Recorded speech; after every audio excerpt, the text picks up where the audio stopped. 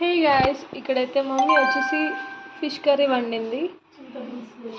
ఇందులో అయితే చింతపులుపు లేకుండా టమాటో వేసి వండింది. టేస్ట్ అయితే చాలా బాగుంది. నేనైతే ఇక్కడ తింటున్నాను.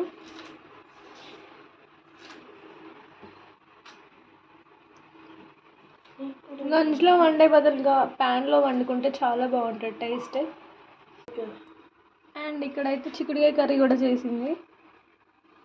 ఎవరికి ఏది నచ్చితే అది వేసుకొని తినొచ్చు అన్నమాట. నేనైతే ఇక్కడ ఫిష్తో తింటున్నా.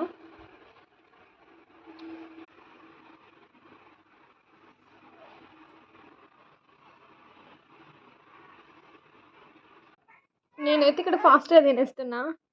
నైస్ కూడా అయితే లేచాడు, ఆడుతున్నాడు.